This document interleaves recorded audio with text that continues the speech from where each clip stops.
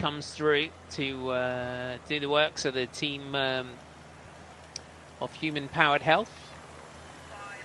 It's rainbowy coloured jerseys. We had lots of teams starting the season in a kind of rainbow coloured jersey this season.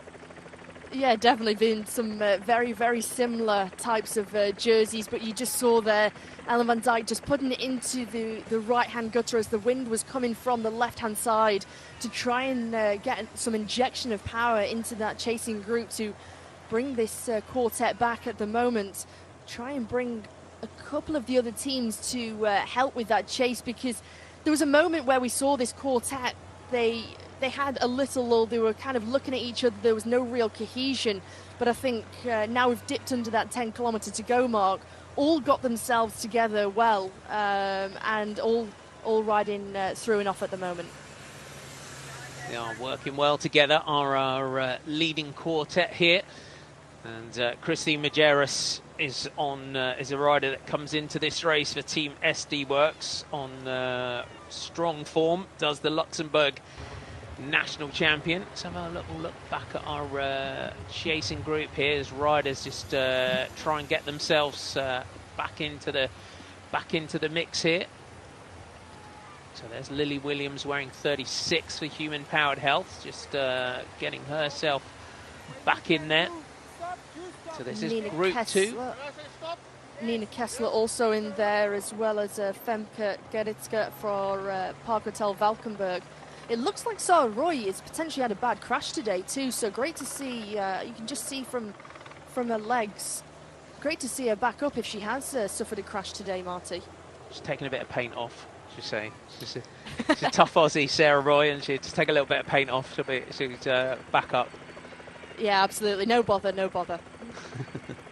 There's your aerial shot, though, and really a good leading group. I think the human-powered health rider is Nina Boisman, but we'll check that when we get down there. So I think confirmation of that one. We're seeing riders like Nina Boisman and some of the human-powered health riders. I'm seeing them for the first time this season. So take a race or so just to get used to some new colours. Let's have a look around our group here. So there's Lotte Kopecky. So Kopecky is there. So you got Georgia Baker, you got Jess Allen and Ariana Fidanza are the riders that are just in that group. But we change the direction here.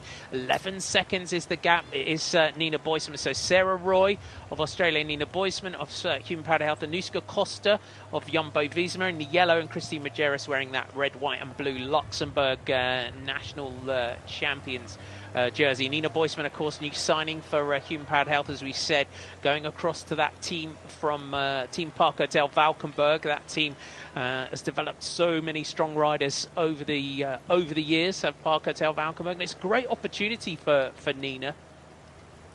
It is, and it's important that we have those teams who are continuing to develop riders too. Let's not forget, like Park Hotel Valkenburg, also next year Bike Spurs are continuing to develop these riders, and it's brilliant that when they transfer to a new team like Nina Boisman or Shari Basait, that they've had that development, they've had that experience from their developing teams, and it's really come to fruition.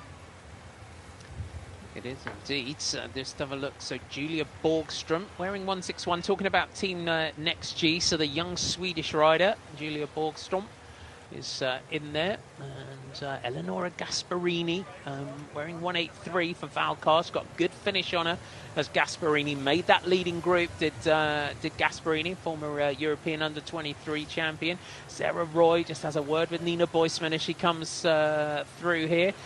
So the Ronde van Drenthe, 6.7 kilometres to go today. If you are just tuning in, welcome aboard. It is the second for 2022, and a real strong leading group now that have got clear as we head down in towards the finish. Just generally come down to a small group sprint this race, doesn't it? It's a long time since our last solo winner. I think the first one back in 1998 was his last solo win. Yeah, it's very rare that we see a solo winner, but we definitely see a reduced bunch sprint coming into the finish in Hoogeveen.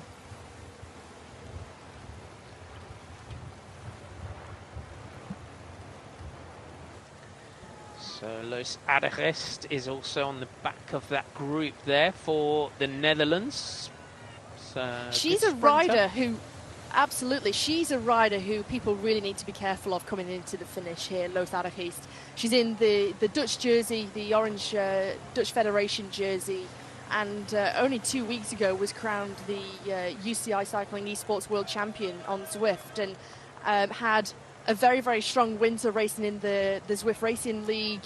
Loos Aderest, she's one of those riders who is a potential underdog, and if she takes a flyer into that finish, a late breakaway, if some of the teams take a look at the rider, they're kind of unfamiliar of who she is. A real danger rider, Loos Aderest. She's number 191. Yeah, keep an eye out for her when we go back. We are getting an idea, looking around our group to see who is still in that group. 16 seconds now, with 5.5 kilometers to go, and wearing 143, Maria Giulia Confalonieri. Watch out for the Italian, for Ceretis at WNT. Great finish on her. There's Gasparini and Persico. I'm just looking around to see if I can see Consoni. There's Consoni wearing Consoni 182. on the right. Yeah, 182 there, Chiara Consoni. Watch out for her. So Valcar, we know what they can do in a lead out as well for Consoni. I think that's the wonderful thing about the team, that they always fully commit towards one rider into a race finish, no matter who it is, whether it's Sangranetti, whether it's Gasparini, whether it's Consoni. Valcar Travel and Service, they always fully commit into that lead out, and another team who have done an exceptional job of developing the talent through the ranks. Yeah, Lisa Malsamo, I mean, the lead out, in the final stage of the women's tour last year was a phenomenal lead out. 5 for Georgia, you can see in that white jersey, wearing number 6, the British champion, just up towards the front now for Team DSM. So DSM have got to try and bring us back. There's Alison Jackson still in that group as well. Romy Kasper and the riders here for Team Jumbo-Visma, Jip van den Bos and Nuska Costa, both fairly fast finish in a group this size, would you say? Yeah, absolutely. There's a number of riders in there after such an attritional race and a hard race that really do have a good kick come the end of the finish, come the end of the race, at the finish. And some of those who you wouldn't say could normally win a bunch sprint of this size, but because of how hard the race is and how attritional it is, it's raced in a very, very different way when you've got so many kilometres in the legs. 155 kilometres this race, Ronde van Drenthe. It is. So it's down to Team DSM and Trek Segafredo to try and bring back this leading group. So 11 seconds is the time gap back from Christine Majerus of Team SD Works on the front. Sarah Roy, the former Australian national champion, now with Canyon SRAM, who comes through towards the front. Nina Boisman, and then Nuska Costa is going to be a rider. She knows that the game could be up here, but Costa decides that it's time to try and go solo in this one. But Sarah Roy, wise to that one, catches onto the back of the Jumbo-Visma rider. Yeah, Nuska Costa, the former Dutch road race champion, just going on the right-hand side of the road, and she came with a lot of power and a lot of speed to try and take the other riders by surprise. But as you say, Sarah Roy really acute to that move from Nuska Costa, and another rider who has suffered a big injury during her career, so great to see her come back strongly. So this leading group, so there's our rider that we were talking about on the back, and they've still got that gap. Nina Boisman, rider here for Human Powered Health, that's got he's a good, powerful rider, is Nina Boisman. Roy looks back just to see where that group is. They've got Alice Barnes in there as well for Canyon SRAM. Sarah Roy, fast finisher and a bunch kick as well, but Canyon SRAM with options, and Alice Barnes has been very, very noticeable by her absence, which is, you want to float, don't you, as a sprinter? And absolutely the way that Alice Barnes can do. You know, she can really keep herself very, very quiet, very discreet within the peloton. And as you say, we're only 2.8 kilometres to go, and we haven't really seen her at all in this race so far. Alice Barnes, the former British road race champion, but just trying to see only a handful of seconds now for this leading quartet. But we do go through as we come into Hoogeveen. There's lots of twists and turns here. There's lots of left turns, right turns, where the four riders, they will be out of sight, which they certainly won't be out of mind of that chasing group, but they can certainly take the corners a lot faster than that group behind.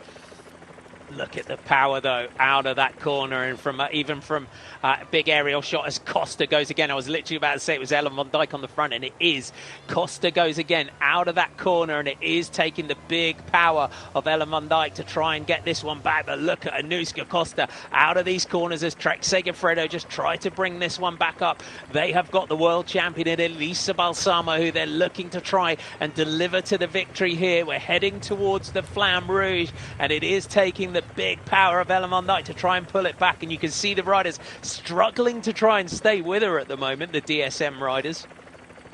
Yeah, the injection of pace here from Anuska Costa in the yellow at the moment is exceptional, and she's opened up a little gap, but it does prove a great platform for Sarah Roy just to follow in the slipstream. She doesn't have to close the gap totally and completely, but she can just follow. But Anuska Costa continuing with this sole breakaway here for Jumbo-Visma. So Anuska Costa goes again as the junction is made to the rest of the three riders in that group. Costa from Jumbo-Visma is up there, so looking from this the aerial shot here. So you got Clara Caponi, you got Alice Barnes, Chiara Consoni, but it's Pfeiffer Georgi on the front here with Chloe Hosking, Elisa Balsamo, Lorena Wiebes. Here comes Lotta Kopecky just up on the outside. Consoni is there, but it's going to be Pfeiffer Georgi that's leading it out. Chloe Hosking now takes over at the front here for Trek Segafredo as Bastianelli tries to come up with Caponi right there. Alice Barnes moves up as well. Lorena Wiebes is poised and ready. Chloe Hosking it is. It's Lorena Wiebes that's going to go first. Wants to get the jump. Is it going to come down as Lotta Kopecky? Lorena Wiebes straight down the centre. Has Wiebes timed it perfectly yet again? Yes, she has. Lorena Wiebes from Team DSM takes the jump, takes the victory. Another phenomenal performance there from Lorena Wiebes, and a great lead out for Trek Segafredo for the world champion, but not today for Balsamo. Yeah, not to be for Balsamo today. A tremendous lead out, but Lorena Wiebes, the strength and the speed on this